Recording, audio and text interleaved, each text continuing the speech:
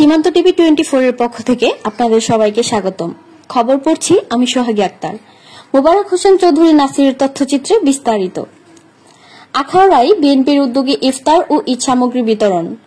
আখাউড়া কসবা উপজেলার দায়িত্বপ্রাপ্ত বিএনপি নেতা আলহাজ কবির আহমেদ ভূঁইয়ার ব্যবস্থাপনায় পবিত্র রমজান ও ঈদ উপলক্ষে অসহায় ও দুস্থ মানুষের মাঝে ইফতার ও ঈদ সামগ্রী বিতরণ করা হয়েছে।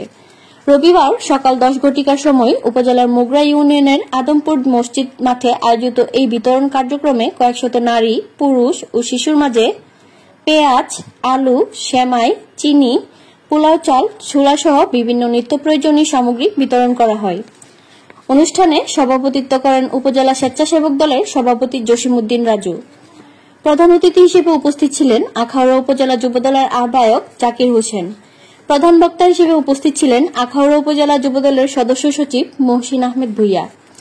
বিশেষ অতিথি হিসেবে উপস্থিত ছিলেন উপজেলা স্বেচ্ছাসেবক দলের যুগ্ম আহ্বায়ক সাইফুল ইসলাম, যুগ্ম আহ্বায়ক ইনসান, 8 নং ওয়ার্ড বিএনপি সাধারণ সম্পাদক আবুল কালাম, জহির ও আনোয়ার হোসেন প্রমুখ। সার্বিক সহযোগিতায় ছিলেন ইব্রাহিম মিয়া, শফিক ও জহির। অনুষ্ঠানে বক্তারা বলেন, বিএনপি সবসময় সাধারণ মানুষের পাশে ছিল, আছে এবং ভবিষ্যতেও থাকবে। দুঃসময়ে মানুষের পাশে দাঁড়ানোর এই উদ্যোগ অব্যাহত থাকবে বলে তারা আশ্বাস দেন।